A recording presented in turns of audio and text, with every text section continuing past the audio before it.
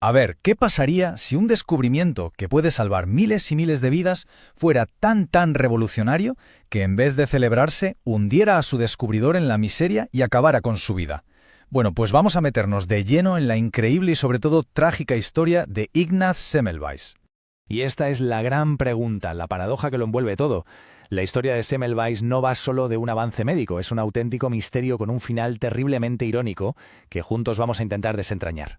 Para entender bien lo que descubrió, primero tenemos que hacer un viaje. Nos vamos a la Viena de mediados del siglo XIX, a un sitio donde la alegría de traer un niño al mundo se mezclaba con el pánico a una muerte casi segura. Hay que imaginarse el pánico.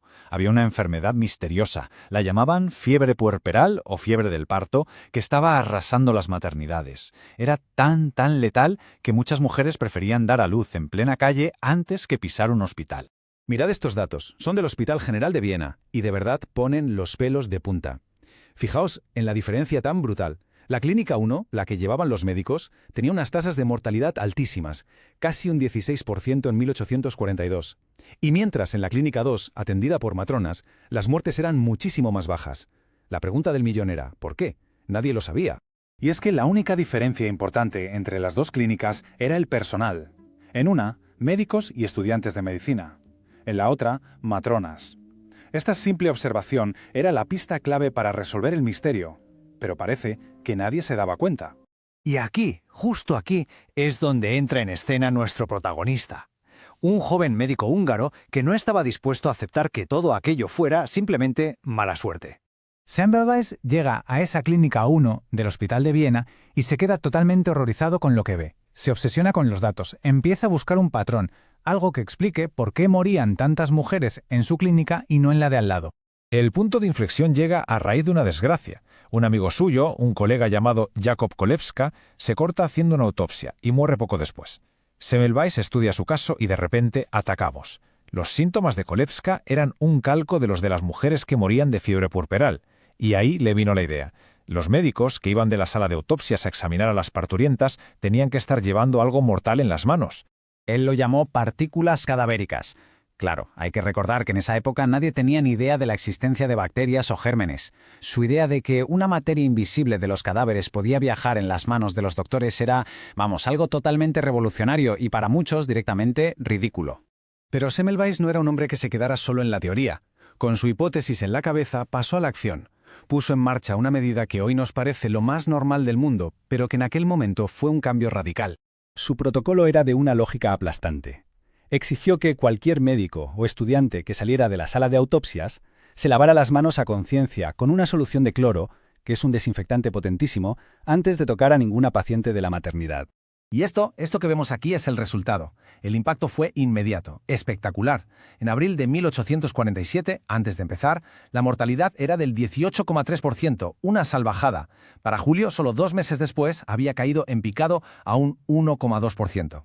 Había salvado a muchísimas mujeres con un gesto tan simple como lavarse las manos. Cualquiera pensaría que aquí Semmelweis sería aclamado como un héroe, ¿verdad? Pues nada más lejos de la realidad.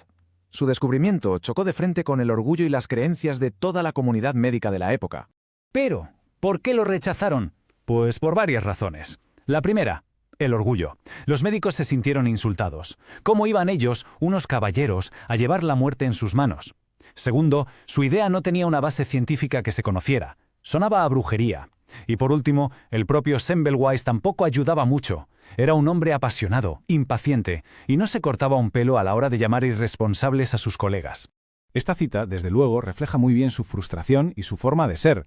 En lugar de buscar aliados, su vehemencia lo fue aislando. Para él era un asunto de vida o muerte, para el resto un ataque personal y profesional en toda regla. Al final, a pesar de las pruebas irrefutables, la comunidad médica de Viena le dio la espalda. No le renovaron el contrato y básicamente lo echaron del hospital. Su descubrimiento, que estaba salvando vidas, quedó enterrado por el dogma y por el orgullo. Y así llegamos al último y más oscuro capítulo de su vida, un final que confirma su historia como una de las más trágicas de la historia de la medicina. El rechazo constante destrozó a Semmelweis. Su salud mental empezó a fallar, y en 1865 lo internaron en un manicomio.